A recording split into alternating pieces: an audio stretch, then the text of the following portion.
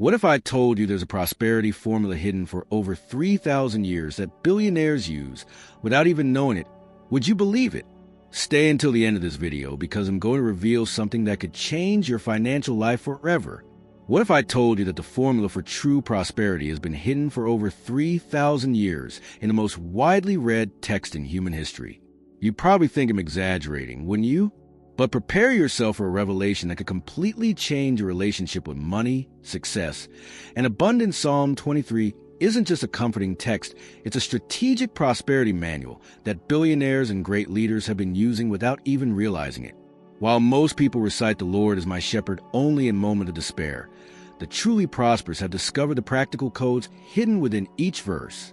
They understand that green pastures are not about geography but about mindset, that still waters do not speak of rivers but of mental clarity, and that the famous table prepared before the adversaries is the inevitable result of mastering the above principles. If you're tired of struggling financially, seeing opportunities slip by, or feeling like you're always chasing after things without ever achieving the stability you desire, then it's time to discover how to transform faith into strategy, prayer into action, and adversity into abundance. In the next few minutes, it'll reveal the 5 secret pillars of Psalm 23 that can revolutionize not only your financial life, but your entire perspective on what it means to truly prosper. You know that voice that whispers, "I have no money," every time you see an opportunity? It's time to put an end to it. Psalm 23 begins with a revolutionary declaration that challenges our scarcity mindset. The Lord is my shepherd, I shall not want. It's not just a pretty phrase for embroidery, it's a complete mental reprogramming that transforms our relationship with abundance. When you truly understand that you have a shepherd who cares for everything, your faith ceases to be passive and becomes fuel for action. It's like exchanging "I can't" for "how can I?" And this simple shift opens doors you never knew existed. Heavenly Father, I ask that you open my mind to receive this new perspective of abundance, and that my faith be strengthened to see the opportunities around me. Biblical prosperity doesn't begin in the bank, but in the mind. Mental discipline is knowing that abundance depends not only on your effort, but on your ability to recognize and take advantage of what's already available. For example, instead of saying, "I don't have the capital to invest," ask yourself, what talents, connections, or knowledge can I use right now? Mental clarity comes when we stop focusing on what's missing and start seeing what's left. This shift in perspective isn't magic, it's strategic. And when combined with practical faith, it generates results that seem miraculous to those still living in a scarcity mindset. Have you ever noticed how the best decisions always come after a good night's sleep or during that morning walk? It's no coincidence. The psalmist knew that green pastures and still waters weren't just poetic settings, but states of mind essential for prosperity. Mental clarity doesn't happen amidst chaos. It needs to be cultivated through strategic rituals that create spaces of inner peace. Imagine your mind like a lake. When it's turbulent, you only see distorted reflections. But when it's calm, you see the bottom with perfect clarity. It's in this tranquility that opportunities reveal themselves with stunning clarity. The discipline of creating moments of pause isn't a luxury. It's a strategic necessity for those seeking sustainable success. It could be a 5-minute meditation in the morning, an inspiring read like Eckhart Tolle's The Power of Now, or simply turning off your phone for an hour before bed. The secret is consistency. Small daily doses of inner peace generate an abundance of insights that go unnoticed by those who live in a rush. When you master the art of quieting your mind, you begin to notice details others overlook, connections others miss, and opportunities others don't even know exist. This competitive advantage doesn't come from working harder, but from thinking better. And thinking better requires a peaceful inner environment. The soul needs maintenance like a car needs a tune-up. And those who ignore this end up breaking down on the road to success. Refresh my soul isn't just a poetic request. It's a recognition that continuous inner growth is fuel for lasting prosperity.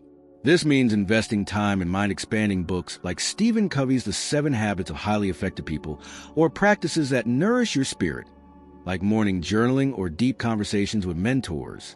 Faith without renewal becomes an empty routine, and success without personal growth becomes a gilded prison. Those who regularly refresh their souls maintain sharp mental clarity and high motivation. Lord, renew my soul daily and guide me on the path of integrity, even when difficult choices lie before me. Walking the paths of righteousness means choosing integrity even when no one is looking, especially when the shortcut seems most tempting. Moral discipline isn't just about doing the right thing, it's about building a solid reputation that opens doors and generates long-term abundance. For example, honoring a commitment even when it's inconvenient, or return the wrong change even when you need the money.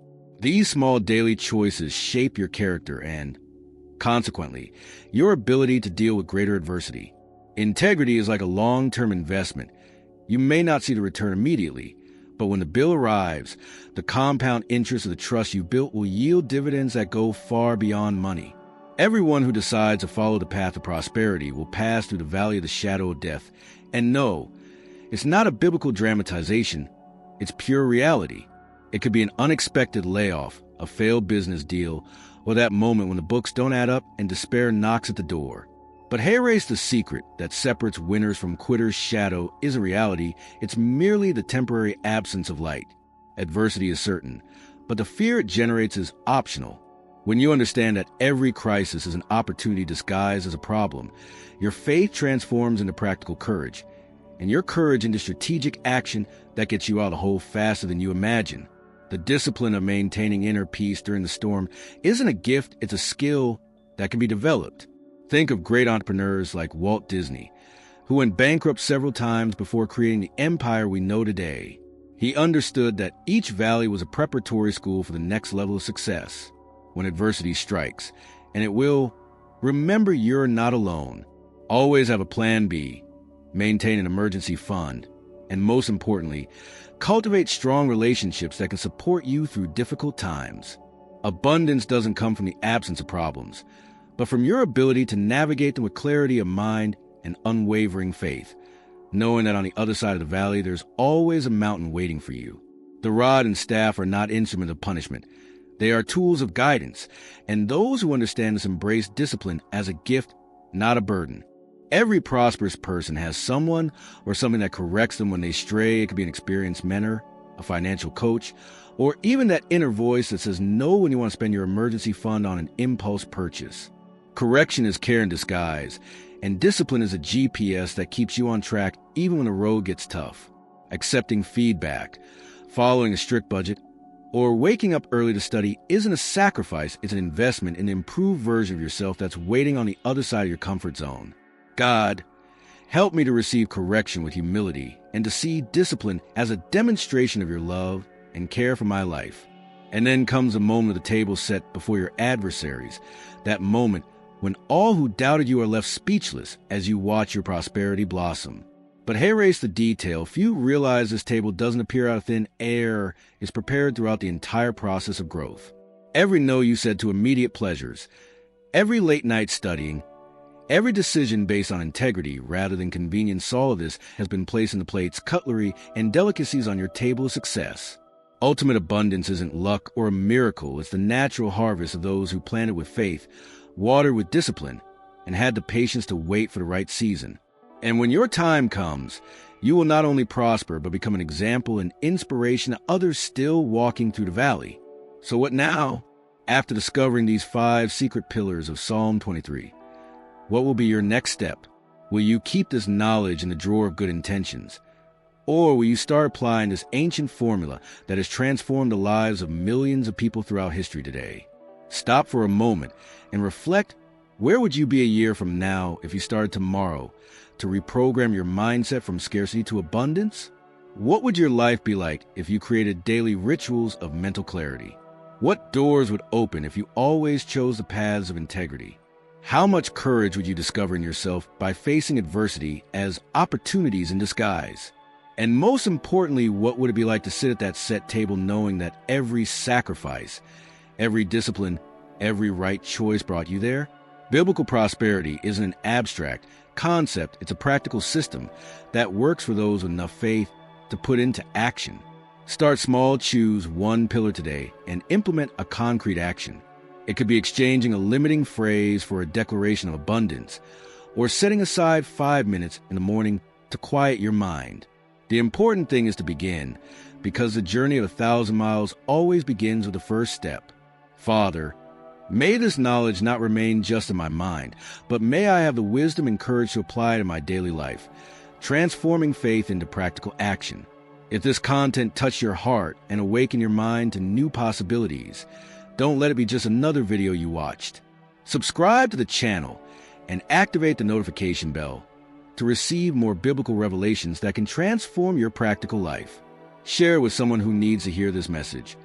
And most importantly, come back here in the comments a week from now to tell me which pillar you chose to apply and what results you've already begun to see. Your transformation begins now, and it'll be here to accompany you every step of the way on this journey toward true prosperity. But wait, there's a detail I haven't yet shared about the last verse of Psalm 23 that can multiply all these results. If you want to discover the ultimate secret that connects kindness and mercy with lasting financial abundance, don't miss the next video, where it'll reveal how this final verse is actually the master key that empowers all the other pillars. Click on the video that's appearing on your screen now.